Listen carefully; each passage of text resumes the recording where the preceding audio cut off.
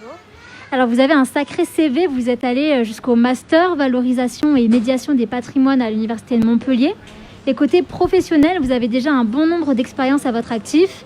Avant votre poste à Chamonix, pour ne citer que ça, vous étiez chargé d'études documentaires pour l'école d'architecture de Versailles. Et aujourd'hui, vous êtes donc chargé de mission patrimoine pour le label Pays d'art et d'histoire du Mont-Blanc. Alors d'abord, est-ce que vous pouvez nous expliquer c'est quoi ce label Pays d'art et d'histoire ? Alors en fait, le label Pays d'art et d'histoire est un label du ministère de la Culture qui est donné en fait à des communes ou des territoires qui souhaitent valoriser leur patrimoine, l'histoire, l'architecture et finalement en fait les patrimoines au sens large. Ça peut être aussi les savoir-faire, la nature ou encore les objets. Et alors comment on fait pour obtenir ce label ?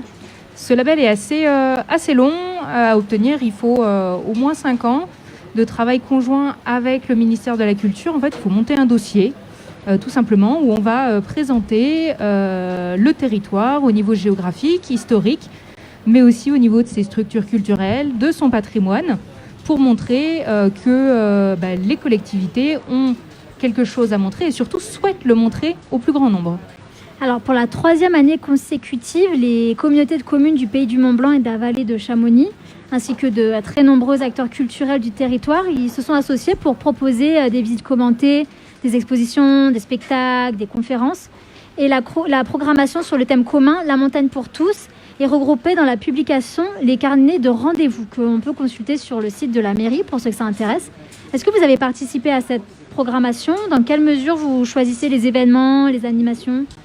Alors en fait, j'y participe parce que je coordonne l'ensemble des partenaires du territoire. Alors les partenaires, c'est au sens très large. On a les associations, les musées, les collectivités, les guides du patrimoine, accompagnateurs en montagne, les offices de tourisme.